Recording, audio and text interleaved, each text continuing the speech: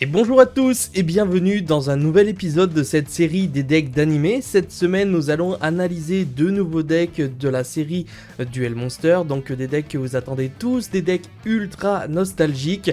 Pour ce faire aujourd'hui nous avons un personnage très intéressant également et qui a plu à énormément de personnes. Il s'agit bien sûr de Ken le bandit, donc Bandit Ken, qui a laissé son empreinte sur le royaume des duellistes et même dans la série des Duel Monsters en général. Par la présence des monstres machines, c'est le deck qu'on lui a attribué. Aujourd'hui du coup nous allons analyser ce deck de fond en comble.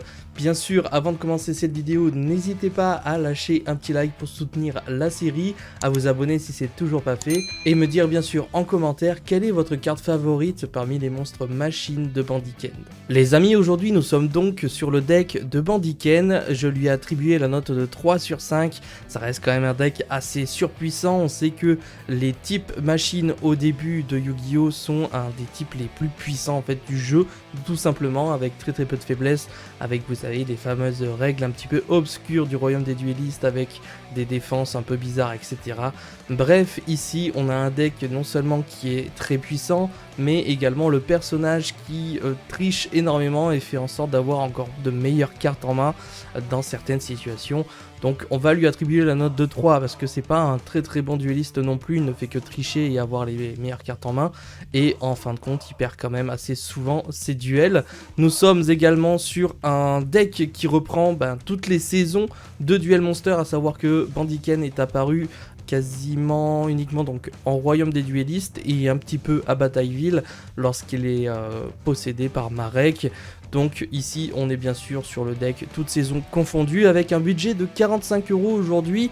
Vous pourrez vous procurer ce deck de Bandit Ken, à savoir qu'il y a encore une fois quelques cartes qui augmentent le prix, sinon la plupart des cartes sont assez retrouvables facilement et à moindre coût. Et bien sûr, pour conclure la présentation, Revolver Dragon sera la carte favorite que j'ai choisie pour ce personnage des decks machines. Les amis, nous passons donc à la présentation du deck de Bandit Ken avec le dragon Galting, qui est justement la fusion entre le Revolver Dragon et le dragon à recul. Je pense que c'est une fusion à mettre absolument, même si elle ne fait pas réellement partie de l'animé. On peut vraiment imaginer qu'il l'est tout simplement dans son deck. Nous avons bien entendu le Revolver Dragon ici, carte emblématique de Bandit Ken. Vous savez, avec son effet une fois par tour, on va pouvoir cibler un monstre contrôlé par l'adversaire, lancer 3 pièces, et si on a minimum 2 résultats, on va pouvoir le détruire. Nous avons le dragon à recul qui est une carte du coup qui ira compléter l'invocation fusion du dragon Galting, et qui est une carte qui est tout simplement à l'image du Revolver Dragon mais avec un seul canon. Nous avons le Zoa, une des cartes qui peut vous coûter cher dans ce deck de Bandit Ken, une carte qui commence à se faire assez rare mais qui est extrêmement nostalgique. Nous avons le Metal Zoa, justement, on va essayer de l'équiper avec le Metal Morph, donc ici ça peut être super cool. Nous avons la Zera Lamante, monstre rituel qu'il invoque justement au début de Batailleville, donc une carte encore une fois assez sympa, et on sait qu'il triche malheureusement pour se procurer la magie rituelle et la rituelle de façon à l'invoquer plus simplement face à Yogi. On a le Seiyaru, donc Seiyaru c'est pas mal aussi, elle a été reprint il n'y a pas si longtemps que ça, donc vous pouvez la récupérer en ultra à quelques centimes uniquement. Le Machine King, donc ici je l'ai en anglais mais c'est bien sûr le roi machine que vous pourrez retrouver dans pas mal de decks d'ailleurs, dans Duel Monster. Je crois qu'il y a également les 5 grands, voire Nesbit peut-être, Nesbit qui joue les machines, je sais plus lequel des 5 grands qui joue les machines avec le roi machine, etc. Le Megasonic Ace, ici pareil, c'est une MP1, je l'ai en anglais parce que malheureusement c'est pas forcément les cartes les plus données, donc on va essayer de les récupérer de la meilleure des façons. Une petite Cyberjar. Vous voyez, vous avez déjà 2-3 cartes qui peuvent augmenter le budget du deck. Les sphères explosives, j'ai trouvé intéressant d'en mettre 2 parce que c'est aussi une des cartes les plus emblématiques qui joue contre Joey, et j'avais vraiment trouvé la mécanique surpuissante au début du jeu. Je sais pas, cette carte elle a un flow. Et j'ai rajouté l'explosif adhésif qui est dans la même posture que la sphère explosive. Donc je me suis dit, allez, ça peut rentrer dans le deck avec grand plaisir. La machine pendule, ici on est carrément beaucoup plus sur de la nostalgie avec des monstres invoqués face à Joey avec Machinasu qu'on va jouer x2. Essayer de l'avoir bien sûr, ce sera intéressant.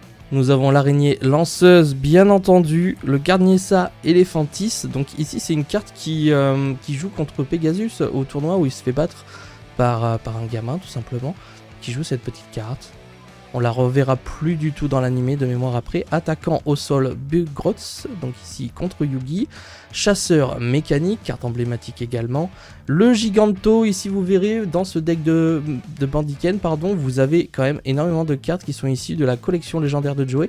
Donc je vous conseillerais de les récupérer au plus vite pour pouvoir vous procurer les cartes de Bandiken, parce que c'est des cartes qui pour l'instant sont accessibles, mais peuvent très très vite être achetées à foison. Donc, en français en tout cas, c'est quasi du 1, 2, 3 euros pièce, donc à récupérer.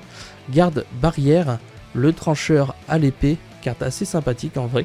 Moteur démoniaque Oméga.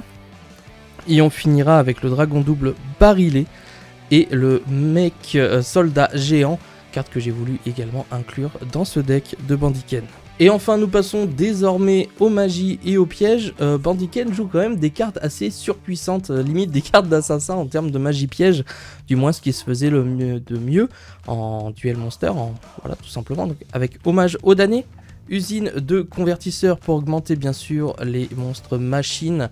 Nous avons une charité gracieuse ici qui lui permet de draw 3 et encore une fois là-dessus il arrive à tricher quand on revoit l'animé. Rituel de Zera pour Zera bien entendu.